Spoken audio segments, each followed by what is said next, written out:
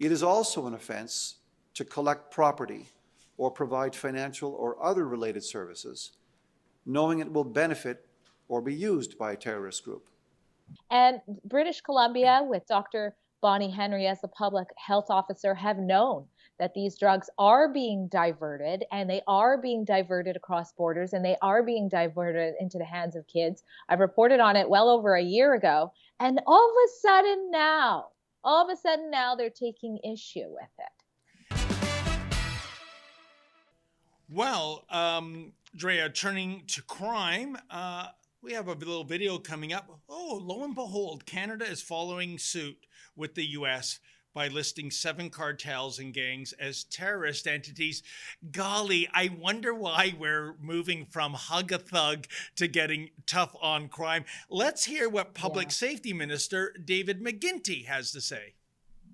This morning, we are announcing that the Government of Canada is listing 7 transnational criminal organizations as terrorist entities under Canada's Criminal Code. Transnational criminal organizations, including cartels, play a leading role in the production and distribution of fentanyl throughout Canada. To rid Canada of this scourge, our government will ensure law enforcement has every tool available to dismantle and disrupt the operations of these organizations in our communities. These listed entities are organized crime groups that spread fear in local populations by using methods of extreme violence and are known for drug trafficking, human trafficking, and trafficking in illegal guns. The listing of an entity under the Criminal Code follows a rigorous and ongoing process that must meet a legal threshold. Listings are in fact based on evidence, intelligence, and the law. All 7 of these transnational criminal organizations clearly meet this threshold. Once an entity is listed, it is considered to be a terrorist group under the Criminal Code. The Criminal Code prohibits certain actions in relation to terrorist groups, including those related to terrorist financing, travel, and recruitment. It is prohibited for any person in Canada, as well as every Canadian abroad, to knowingly deal with the property of a terrorist group. To avoid criminal liability, banks and brokerages will freeze these entities' assets, which can then be the subject of seizure, restraint, or forfeiture. It is also an offense to collect property or provide financial or other related services, knowing it will benefit or be used by a terrorist group. We continue to review and evaluate for potential listing of any additional transnational organized crime groups that may pose a risk to people in Canada and Canadians abroad and Canada's national security.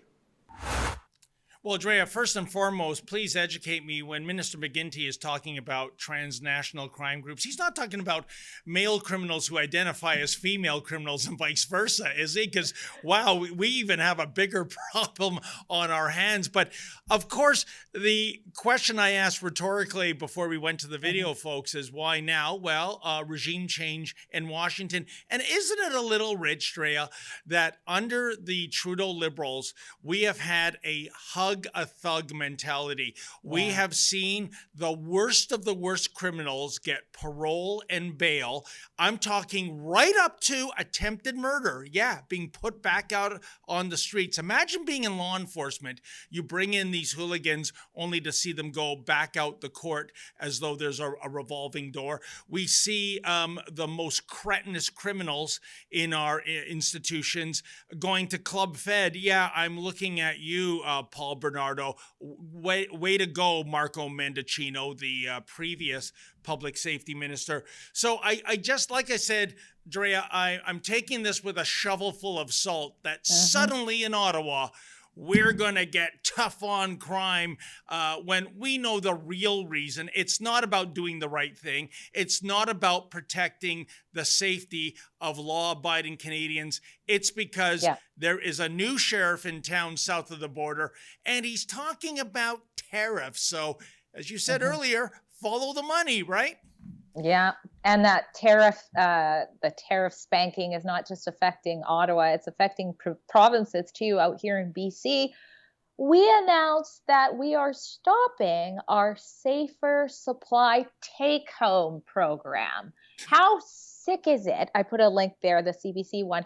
How sick is it that it takes the United States to threaten terrorists for us to say, okay, yeah, maybe we should stop, trafficking these drugs out so that teenagers can stand around the corner and pick them up and buy their opioids from drug addicts who don't like that. That's not their drug of choice. So they sell it to go get their drug of choice. And I've got a picture of a little girl here, for example, a 14-year-old girl. 14, Yeah, right? 14-year-old girl, and her dad says that's exactly how she died. Camilla Sword is by buying the Safer Supply, the take home that was going into the homes of little kids. And British Columbia, with Dr. Bonnie Henry as the public health officer, have known that these drugs are being diverted, and they are being diverted across borders, and they are being diverted into the hands of kids. I've reported on it well over a year ago. And all of a sudden now, they're taking issue with it. It's unbelievable. And by the way, in the Department of calling them as I see them, Adam Zivo, that wrote that National Post story, he's done really good work on these so-called safe supply places. And, and just to go back to independent media, isn't it amazing, Drea, that when I was covering the safe supply place on Queen Street East in Toronto, which more than a year ago, a mother of two was shot in broad daylight because the gangbangers who hang out these places, because this is where the market is for their illicit drugs, she was shot by an errant bullet, and the safe supply house, their response was to serve me with a trespass notice, even though I never went into the building. I was just on the sidewalk. So just deny, censor, and pretend everything is business as usual. But imagine, Drea, you being the mother of a 14-year-old girl. I mean, you're not even old enough for a driver's license. You can't even buy lottery tickets yet. And she's being basically murdered by illicit drugs, all in the name of safety. This is grotesque. Funded by tax dollars. It absolutely is. Oh, hi, it's Ezra Levant here in Toronto with an important message because we need your help. Independent journalism in Canada is under attack. Government censors, big tech deplatformers, and the dying legacy media are all working together to maintain exclusive control on the information you receive. They don't want you to hear other voices like ours, and they really don't want you to be informed and to think for yourself. That's why the work we do here at Rebel News is so important. Our on-the-ground reporting, independent news shows, and special content you won't find anywhere else. It's all designed to give you trustworthy information and alternative viewpoints so you can decide for yourself. We don't get government money, and we are not owned by some big global conglomerate. We're funded by people just like you, so please support independent journalism and help us continue our work by subscribing and becoming a Rebel News Plus member today, right here on the page. Go to rebelnewsplus.com.